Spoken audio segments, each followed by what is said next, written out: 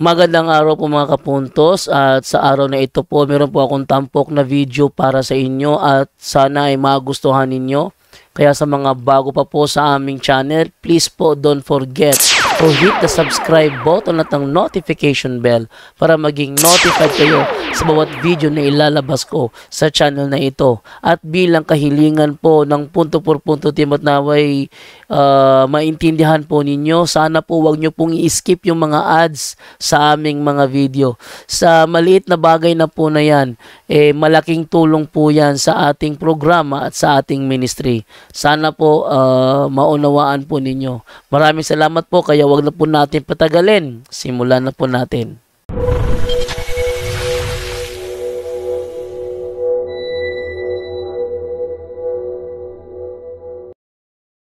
Ang Ginoo manaa kaninyo. Tinutlo gikan sa Ebanghelyo sumala ni San Juan. Si Jesus miingon ngadto sa katawhan, ang tanan nga gihatag kanako sa akong amahan muari kanako. Ug ang muari kanako dili ko gayon isalikway, kay nanaog ako gikan sa langit aron pagbuhat sa kabubuton sa nagpadala kanako. O dili sa kaugalingon kong kabubuton. Kini mao ang kabubuton sa nagpadala kanako. At dili ako kawad-an bisag usa sa tanan nga iyang gihatag kanako. O banhawon ko silang tanan sa katapusang adlaw. Kay kini mao ang kabubuton sa akong amahan. Ang tanan nga makakita sa anak, umutuo kaniya, makabaton sa kinabuhing walay katapusan o banhawon ko sila sa katapusang adlaw. Ang Ebanghelyo sa Ginoo. Dayon ikaw, O Kristo. Ayong gabi na itong tanan. Karong paanday, karong si Manaha, last year, 2 years ago, dito mi sa Cagayan, kubanta na mo si tatay. Dito mi sa St. Francis Xavier nga parish. Sa atod pa ni San Pablo, for me, to live is Christ, and to die is gain. Dili, akan sila kamatayon para sa mga nisunod sa atong Ginoo. Si tatay, sa katapusan yung punat siya kinabuhi, yan yung gihalad sa ministry. Kung siya po'y rason, nung nabot piteri sa Anas. Kay usa sa mga tao na encourage na mo atong Anas. Ako na ang mga devoto sa Mahal Birhen. Una na ako pag-abot diri, nagpuanta dito na singan doon. Oo, nagsibak. Routine naghana. Tapos tatay. Kunya, si tatay po, usa sa mga nangusog dyan. No?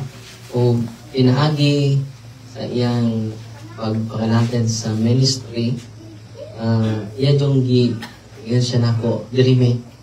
Kay, i-chat nito siya nako. Tadir, kalawat ron. Oo na siya, kalawat. Takto po, ako kamisa pa. Anak ko magmisa ni mo. Sama? Nag-kuhan. Upali, kwarto.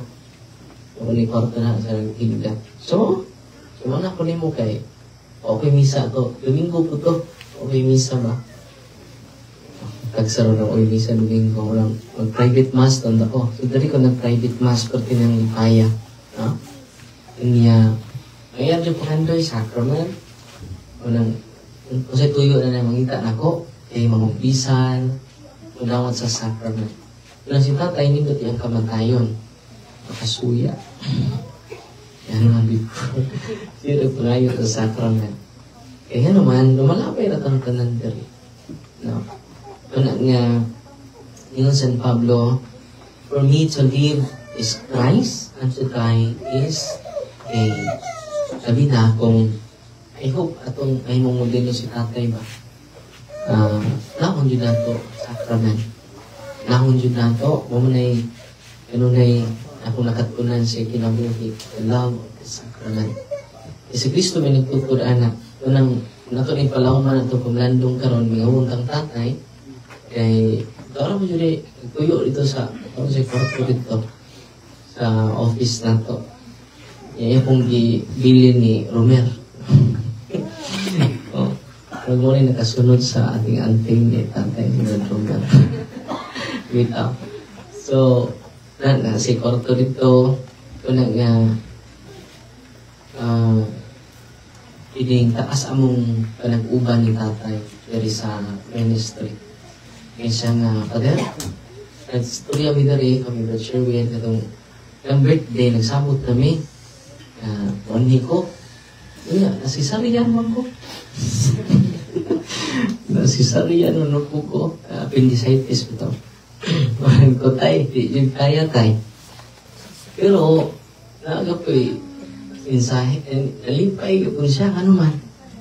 May maupoy pag, ayang birthday, natunong po, namumisa, si Bishop Abet. Itong pag-apply sa Holy Door ba?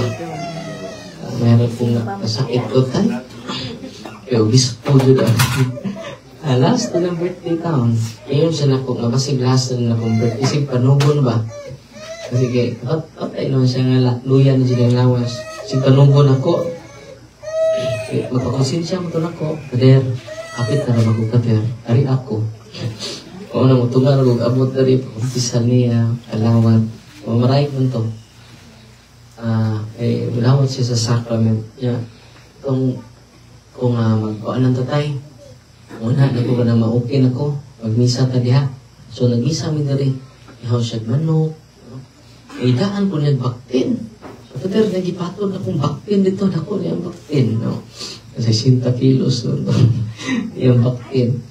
Kanya, ining siya na ako na, Pater, kasaylo ako sa akong mga kulangan sa ministry. Doon niya, kung muna dyan ko ninyo, apil dyan ko ninyo kanunay sa pag-ampo. Or dyan na yung message na ko, ito kung mamatay nito sa tatay nito sibo, matay na ka dito si Butay, ibuhi kong liit ka. Uli ko man ito rin. Katong una niya pagka-admit pa. Karting tayilo ito niya. Lingo-lingo o pagluaw niya dito sa tulong dito kay ako'y talk dito sa Cebu niya. Hapit ko niya. Kanya ito naman to siya sa ICU ba to? ICU ito lang? O, lingo-lingo na ko kay puro ditado mas tatay. Ano Naamtik manoon. Pag-iistinan siya. Kasi makabalik ako sa Deliverance Ministry Vans. So, ito lang kung layo sa Ginoo. Pero, mo dyan yung pagbuot sa Ginoo, di man na ito. Tuman, iya mong pagbuot. Nga, pwede mong pamalandungan dyan, alaw man na ito ron, kinabuhi ni tatay, makasuya, ano man, kumplito dyan eh. Before siya nabugtuan po, nakaari po po. Pibaw po siya na ako nga. Ang nagliyo na yung pibaw. Hats, si pangita ko rin mo. Eh, dito na po. Pilaran, Martes pa yun. Muli o Martes. Ito tayo, papunta dyan kong Merkulis ha. Papunta kong Merkulis sa pinagbisa diri sa singan ni Ipasak. Paabot ko siya sa nagkalawat pa dyan siya taon. Kaya mag-isod na siya usap. Unang ako na lang gipikas yung taong gigamay niya na ako. Akong gisud siya. Gigamay na siya kaayo. Mag-isod naman siya usap. No? Ako, mag-isod na sa tatay. Kaya, hindi naman siya kasulti. Kaya siya, ano, kulayo ako sa simahan ng tatay. Kaya, na siya, grabe na siya. Pero nilingkod ko, no? Before siya nabuktuan. Nag-istorya mo siya. So, asayang anak. No? So, muna nga, pamugot Diyos kinabuhi sa tao, no? Namatod pa ni Saint Padre Pio, it is better to be with God than here on earth. Yung masuyat na, handok na kamatay. Handok na matay. Gusto na kamatayon, yung simba ko. Itag panuktok, ikaw tayo mauna. Simba ko. Pero, it is better to be with God than here on earth. Walang hangyo pa rin nyo, kung mag-ampo lang mo ka, o sa susang tuig sa mahal na tos kinabuhing namatay, cruel ko rin na. Ayo, it is cruel. Ato pa ni St. John Mary Vianney. Kung mag-ampo ko mo kada buwan, hindi ko na kapon maayo. Kinahanglan dubliho na to ang atong pag-ampo. Sabi na sa mga mahal na to. Kaya nga naman, ang usak ka, segundo dito, sa tuig ko na kakasabi. Una nga, mga anak na ni Adini karon kung mag-ampo para ni tatay, apil ka. Kung may mo kami muli, no? Effective ka na siya. Kaya aglaw. Tatay, kisa ng puter-puter. Tanan man yun, di ba kasus langit na tayo kamay na buling. Makakita sa purgatorio. Ining misa na ko any. Every time nga natay blessing, hinumdumi si tatay. Sa Santos ka misa. Sa inyong rosaryo, hinumdumi kanunay. Ang tanan na itong nangamatay. Ano man, balik na natin. Sampol sa tatay argue na malangit na. Sa'yo po lang namingon, sa'yo po lang namingon ka, Tay, kita-kita ng tas langit, to na si tatay sa langit, sa'yo po na, pati pa ni St. John Mary Vianney. Hindi na sakto. Sa mga tatay, perfect kayo. Murag si Mama Mary. Di ba na, sa putol ba ito? Ang pinakabuutan ng tao, kapito, makasa, sa adlaw. Wala, i-purify mo, tadi kakasulid ko. Wala maingon si St. John Mary Vianney, sayop ng maingon, you are already in heaven. Sayop po na. Isa nagsupi, anak, dili ako ha. St. John Mary Vianney. Ano sa ibuhato na to, instead maingon ta anak, dubliha ang atong pag-ampo. Una nga, nindot kaayo ang atong mga pamisa, di ba? O sa tanang mga kalan. Sa sus, ba't hindi pa yan? Yung sa may benefits na to, anak. Kung malangit kung naampo, iampo na to, sila na po'y mag-ampo na to. Wala kitawag communion of saints. Ang mga santos, mga santos na lang mga kadungam na sa langit ng Las Purgatorio, pero nag-antos pa sila. Itawag sila sa simbahan Suffering Church. Ini atong pag-ampo dahil makatabang ni nila. Ito umuha. Ito umuha. Hulong-hulong ng tigbisa. Hindi mo ito. Karon, kinituuman mo. Asa mabasa sa Biblia? Ito ba, mga Katoliko? Pitok-pitok. Nasa Biblia, wa? Uy. Naan, wa? Ikaw na eh. Naan, wa? Bakit ito? It is so? Nasa Maccabeus chapter 12, 44 to 45. Si Judas Maccabeo nang ulikta og mga salapi, lata nga salapi ang gidanga to sa Jerusalem. Agig payad alang sila nga matay.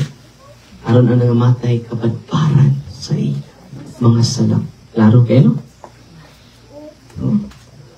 Ulat nga, usahay, kalimot naman ta. Sino taglugi o kakapamisa sa nagtanong. Inoon nila. Unang magpakita naman taon na yung mga kag. Ganon, perting inom-inom sa tanduay, wag ni kapamisas, nagtanong sa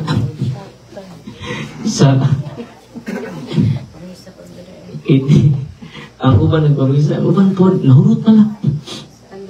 Kung tanduay yun. Kaya ako point lang na ayaw mo hunong sa pag-ampo. Labi na sa mga mahal nato ka ng matay. Kung si tatay kada gapisan ako, kada rosaryo na ako dyan siyang iampo kanunay. Wala tong misyon. Kaya si tatay, daghan na kag iampo nga ng langit. Surbol bugang malangit. Uy, anak ka nagchikit siya.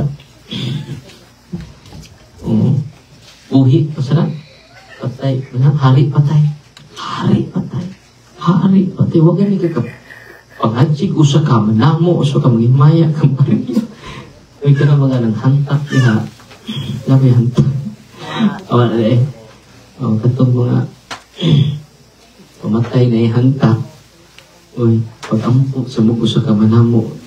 Wala mo itog, diha, huwag mo ka-ampo. Kaya nga, pinaka-essential ang pag-ampo nato. niya hiniusa. Kanya matud pa ni Saint katapusan, the Saint Cyprian of Carthage. No one should be made sad by death. Hindi mong balawman masabtan ni mo. Dawa, dyan angay mag-uol sa kamatayon. Hindi mong balawman ni mong pagsunod ni Kristo. Since in dying we pass over to immortality. Anong immortality? Wa na'y kamatayon. Hindi ito lawas mortal man Mortal. Ito pa mamatay. Mahalaw. Ito pa niya, ang kamatayon di ay dying we pass over to immortality. Unang anay, ni anato nga di mamatay. Unang talag. Okay? Wala, celebrate at talag-talag. Naaday mga ayaw po nag-celebrate at talag-talag. Kita naman. May kana din mga kabaw, baka, sila kalag, pero mortal. Di kamatay nila, mamatay po lagag. Ang kayunik na to, mamatay po awas, di mamatay ang natokag.